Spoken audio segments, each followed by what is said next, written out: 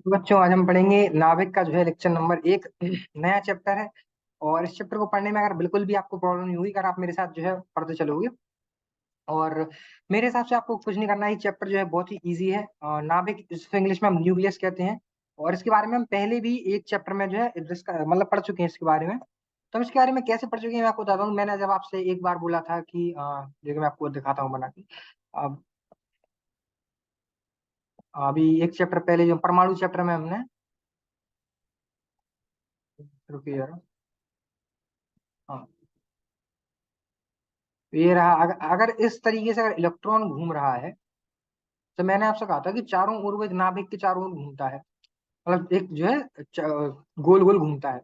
तो बीच में अगर मान लीजिए यह है अपना नाभिक है, तो नाभिक मैंने आपसे बोला होगा कि नाभिक पे जो है एक धनात्मक आवेश होता है। और इलेक्ट्रॉन जो यहाँ पर घूमते हैं उन पर जो है ऋणात्मक आवेश होता है। ओके, मैं बना के दिखाता हूँ। हाँ, तो ये देखिए इन दोनों के बीच में जो है कुछ अन्योन्य क्रियाएं होती हैं। ये जिसमें जो है ये इलेक्ट्रॉन जो है इस क्या बोलते हैं इस नाभिक पर जो है बल लगाता है, और जो नाभिक है वो नाभिक जो है इलेक्ट्रॉन पर बल लगाता है और उसको अपनी तरफ खींचने का प्रयास करता है। तो समझ वाला सवाल जो है वो यह बनता है कि ये जो है इसको अपनी तरफ खींच तो रहा है, लेकिन इसको अपनी तरफ अपने अंदर सोख क्यों लेते, या फिर अगर इसको अपनी तरफ खींच रहा है तो इलेक्ट्रॉन जो है इसकी तरफ खिंच क्यों नहीं जाता। और दूसरी बात, इलेक्ट्रॉन जो है इतनी उसके पास इतनी एनर्जी कहाँ से आ रही है, मतलब इतनी ऊर्जा कहाँ से आ रही है कि उस ऊर्जा के चलते वो गोल गोल घूम रहा है और रुक नहीं रहा है, और ना ही वो उस नाभिक में घुस रहा है। तो ऐसा क्यों नहीं हो रहा है? तो इसका सीधा सा जवाब है जो बोर बोर के जो उन्होंने कुछ हमको बताया था। तो बोर ने हमको क्या बताया था? बोर ने हमको यह बताया था कि जो है इलेक्ट्रॉन जो है कुछ मतलब कुछ पर जिस ऑर्बिट्स में वो मतलब जिस कक्ष में वो घूमते हैं उस कक्ष की जो ऊर्जा होती है वो निश्चित होती है। और उन्होंने बताया था जिस भी कक्ष में वो घूमते हैं उसका कोणीय संवेग कितना होता है? h/2 पाई का पूर्णांक गुणज।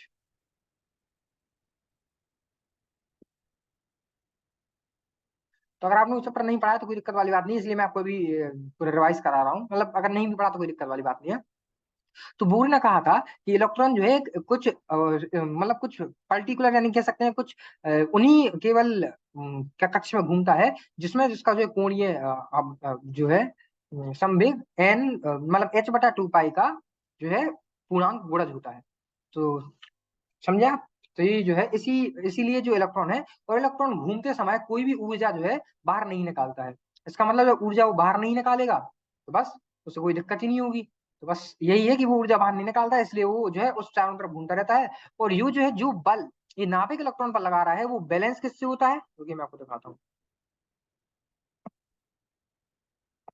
जो बल ये नाभिक जो है अपनी तरफ इसको खींच रहा है इलेक्ट्रॉन को, तो रुकिए जरा।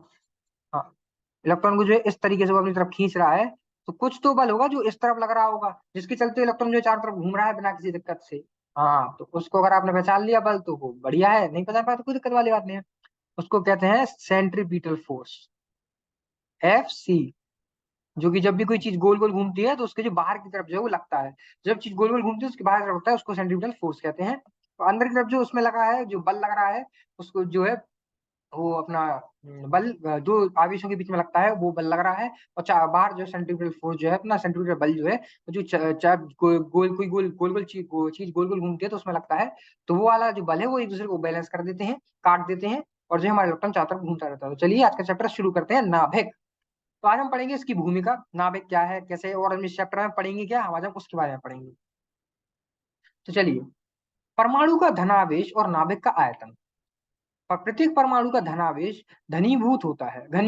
मतलब मैंने आपसे पहले ही बताया था, नाभिक जो होता है वो धनात्मक आवेश का होता है। उसके अंदर जो है, देखिए मैं आपको वो समझाता हूँ। अगर मान लीजिए, रुकिए ना। हाँ,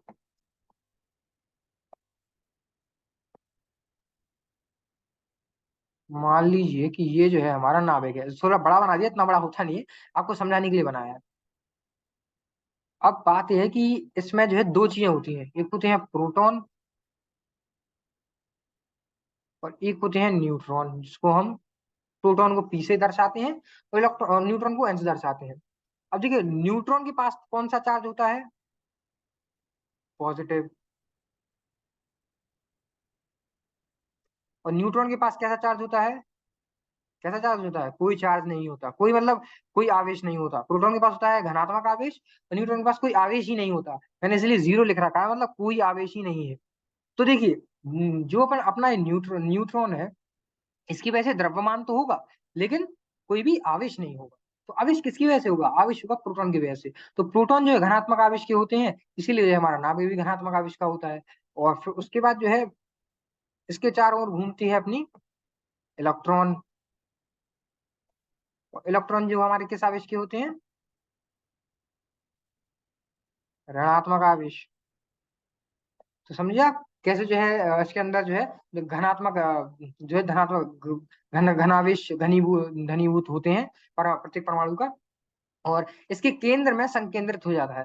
देखिए, प्रत्येक परमाणु का धनावेश घनीभूत होता है और इसके केंद्र में संकेंद्रित होता है। ये हमने पहले भी आपको बताया था कि कोई भी अगर मान लीजिए परमाणु है, जैसे हमने उस टाइम में पन्नी ली थी, तो कोई परमाणु होता है तो उसके जो है बीच में जो है संकेंद्रित होता है सारा का सारा द्रव्यमान और सारा का सारा जो है धनावेश। तो ये हमने सोचा था पिछले लेक्चर में, ये सारा का सारा द्रव्यमान और धनावेश सारा का सारा जाके वहीं क्यों, मतलब कहने का मतलब है सारा का सारा धनावेश और द्रव्यमान बीच में ही क्यों जाके जो है। तो ऐसा होता है कि प्रत्येक परमाणु में जो है धनावेश होता है, और जो द्रव्यमान होता है वो धनीभूत होता है, और जो है वो संकेंद्रित होता है, वो भी बीच में नहीं कह सकते, कहीं भी कह सकते हैं, बट वो संकेंद्रित हो जाता है एक केंद्र में किसी भी।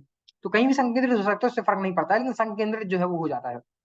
और नाभिक का साइज परमाणु की साइज की तुलना में काफी कम होता है। ये बात याद रखना, जो मतलब कहने का मतलब है कि परमाणु का साइज अगर मान लीजिए, कहने का मतलब जैसे देखो, बनाने के लिए तो अपन बहुत कुछ बना सकते हैं, लेकिन मैं आपको समझाने के तौर पर ये ले लीजिए कि मान लीजिए इतना बड़ा अगर नाभिक है, तो इतना सा मान लीजिए, इतना भी मैंने बहुत कह दिया, बहुत कह दिया, इतना शुरू होते ही खत्म हो जाए इतना। आप मतलब ऐसा सोचने के लिए मैं आपको बता रहा हूँ कि इतने की तुलना में इतना समझ लीजिए कि इस नाभिक की साइज परमाणु की साइज की तुलना में काफी कम होता है। और नाभिक का साइज आयतन परमाणु के आयतन के 10 की घात -12 गुने के लगभग होता है। समझ रहे हो? नाभिक का जो आयतन है वो परमाणु के आयतन से 10 की घात -12 गुने के लगभग होता है। तो ये जो है, ये जो था अपना परमाणु का धनावेश और नाभिक का आयतन के बारे में था। तो विषय आप अगला रख चलेंगे, परमाणु और नाभिक की संरचना। तो परमाणु में अधिकांशतः रिक्त स्थान होता है। इसके कहने का अर्थ है कि मान लीजिए, पहले भी हम इसके बारे में देख चुके हैं, तो एक बार और मैं आपको समझाता हूँ। मान लीजिए कि ये जो है ऐसा है, और इसके जो है मान लीजिए इलेक्ट्रॉन जो है ऐसा घूम रहा है चारों तरफ, और ये जो है मान लीजिए नाभिक है, ये बीच में होगा। तो बीच में अगर नाभिक होगा, तो आप ये देखिए, बीच में नाभिक होगा और इस पे जो है आवेश कितना होगा? घनात्मक। घनात्मक स्तर आवेश होगा। और आप खुद सोचिए कि घनात्मक आवेश होगा, ये नाभिक है। ये होता क्या है कि इसमें इलेक्ट्रॉन जब चारों तरफ घूमते हैं, तो वो कैसे घूमते हैं? ये मैं आसपास बना दिया, रुकिए जरा मैं सही से बना देता हूँ। ये देखिए, ऐसा हो गया। उसके बाद मान लीजिए ऐसा हो गया। मैंने मतलब थोड़ा अजीब बना दिया, लेकिन कोई दिक्कत नहीं, समझने के लिए बनाया मैंने। तो आप खुद देखिए इसमें कितना सारा जो है जगह खाली रह जा रहा है। आप खुद देखिए, यहाँ यहाँ जैसे कि मैं आपको समझाता हूँ। और रुकिए जरा इस टाइम, हाँ यहाँ। तो देखिए, जैसे कि यहाँ यहाँ यहाँ हर जगह देखिए, इसमें भी बीच बीच में, यहाँ यहाँ, मतलब इनके बीच बीच में, यहाँ यहाँ हर जगह देखिए आप कितनी खाली जगह है। तो कहने का मतलब है रिक्त स्थान ज्यादा होता है। मैं हटाता हूँ ड्राइंग को, ओके। चलिए, तो जो है परमाणु के अधिकांश रिक्त स्थान होता है। और अगला जो सवाल उठना चाहिए वो है, क्या नाभिक में भी कोई संरचना है? तो नाभिक में विभिन्न अवयव होते हैं, जैसे कि उनके साइज, द्रव्यमान और स्थायित्व। तो इसके बारे में जो है हम आगे पढ़ेंगे। तो नाभिक के अवयव कौन कौन से होते हैं? मैंने जैसा क्या बताया कि नाभिक के अवयवों का विवरण। तो ये नाभिक के अवयवों का विवरण है, और इसको पॉइंट में नहीं लिखना चाहिए था वैसे मुझे, कोई बात नहीं, मैं इसको मिटा देता हूँ, नीचे से मिटाता हूँ।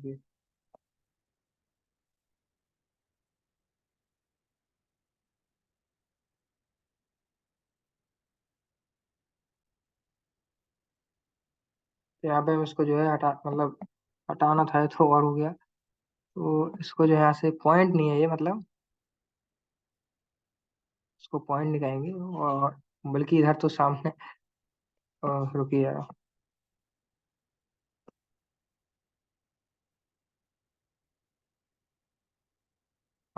अब ठीक है।